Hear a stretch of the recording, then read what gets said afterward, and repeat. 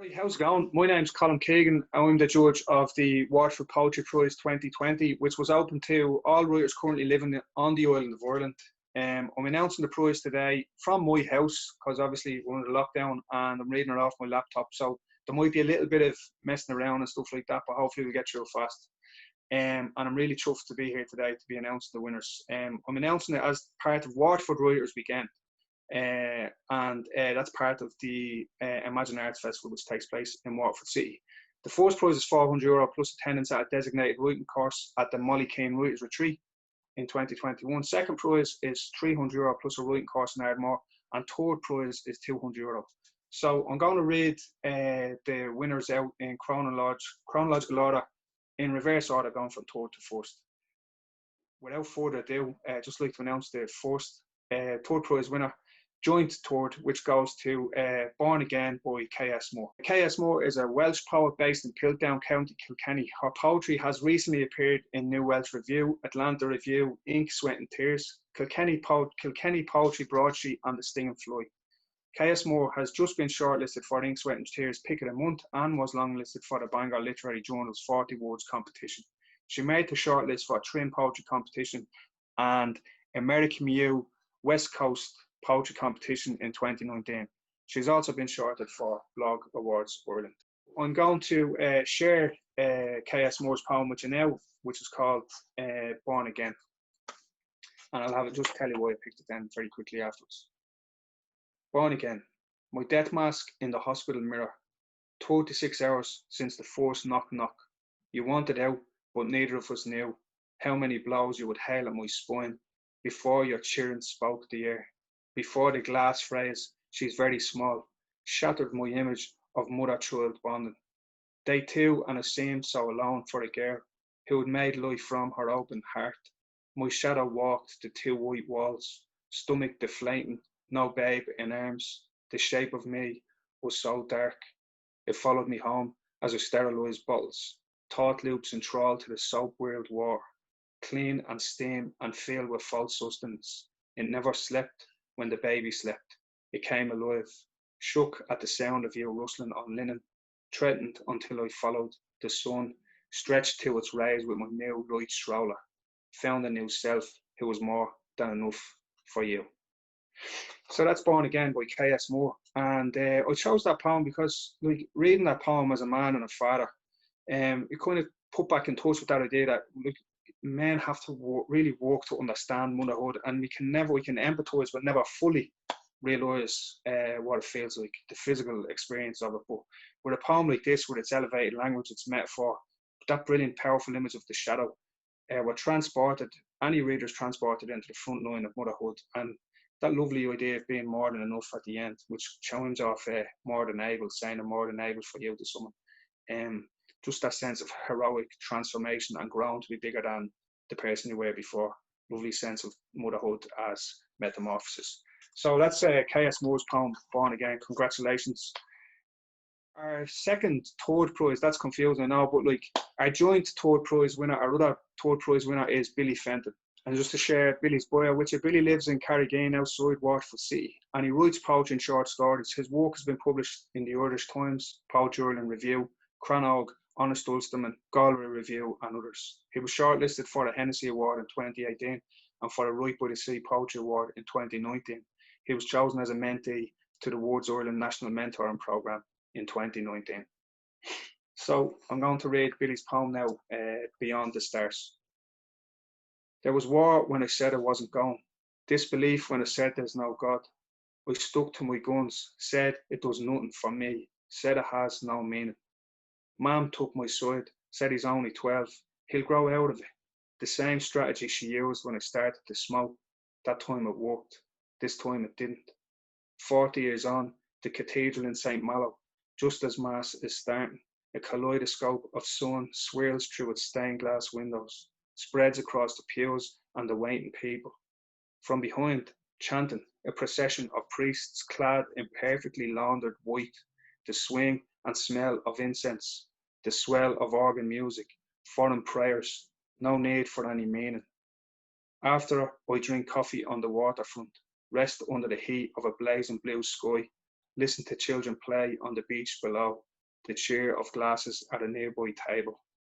I feel wonder again at what lies beyond the stars, anger at the fists and leather straps that took it away, and I give all my questions a rest, soak up the breath of another day. So there you go. That's Beyond the Stars by Billy Fenton. And I love the way it's a testament to our innate need to question, and the way that doesn't belong to any middlemen that can kind of stick themselves in between us and the cosmic beauty of existence. And the poem says all that with this lovely shrug and casual feel, kind of saunters along, lovely sprinkling of assonance that kind of like that quietly and gently walks on our ear and on our spirit. And it's a poem that could only be written in maturity, I think, that's let go of a lot of anger, and a lovely sort of tribute to a mother and her support back in the day. So yeah, well done to Billy. Second prize winner goes to a poem called Ground Zero by Cathy Conlon. So congratulations, Cathy. Cathy Conlon was joint winner of the Penfro First Chapter Competition 2016. She's been shortlisted for the RTE PJ O'Connor Radio Drama Awards, the 7th Bangor Poetry Competition and Trim Poetry Festival 2020. Her poems have appeared in Poetry Ireland Review, the Irish Times, Books Ireland, Courts Journal, Ropes, Skylight 47, and in various anthologies. Her short stories have been published in Stories for the Year, published by Kildare County Council, and in Boyneberries. She lives in Celbridge, County Kildare. So this is Cathy's poem, Ground Zero. I spent the morning shelving books, wheeling the returns trolley over and back across a hard red carpet, finger-tipping dust jackets smeared with grease and jam, pages reeking of decay. I kept order, stepping around housewives searching for mills and bune, students with book lists learning the Dewey Decimal System. The library was home to the homeless who sought refuge in stained armchairs and looked at me with eyes full of catastrophes I knew nothing of, shielded as I was in that ivory tower set high above the city, on the top floor of a shopping centre building. What would it take for it all to come tumbling down, a plane falling from the sky, crash landing until nothing survives, only the stories themselves. So that's Ground Zero by Cathy Conlon.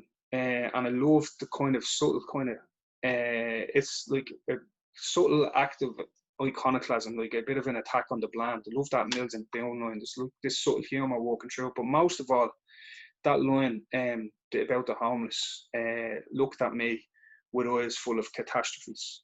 And at the centre of the poem, there is catastrophe and civilization and how great and ordinary and frustrating it can be. Our own self-destructive resentment of everything we've built, but then ultimately like how important it is to hold on to those ordinary, simple kind of icons of civilization like the library. And again, the final image is really powerful. So well done to Cathy. Look, I'm really chuffed to say that first prize today goes to Molly Twomey from Lismore, County Waterford, with her poem, Ceres. She's been published in Poetry Ireland, Banshee, the Irish Times, Crannog and elsewhere, with work upcoming in the Sting and Fly. In 2019, she won the Padraig Colm Poetry Prize, was runner-up in the Waterford Poetry Prize as well. She was shortlisted for Over the Edge's New Writer of the Year award in 2018 and 2019, respectively. She's been selected for Words Ireland's National Mentoring Programme 2020, and she's currently under the guidance of poet Grace Wells. So I'm going to read Molly's poem, Ceres, which I'll talk a bit about why I chose it, but I love this poem. Ceres is the Greek god of maternal love. Ceres is the Roman god of maternal love. Ceres.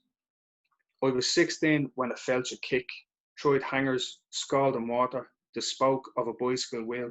You shrieked, howled, wept in that tooth-marked cot with moulds like a claw. I told mothers at the playground I was a sitter, postmen that my husband would be back later.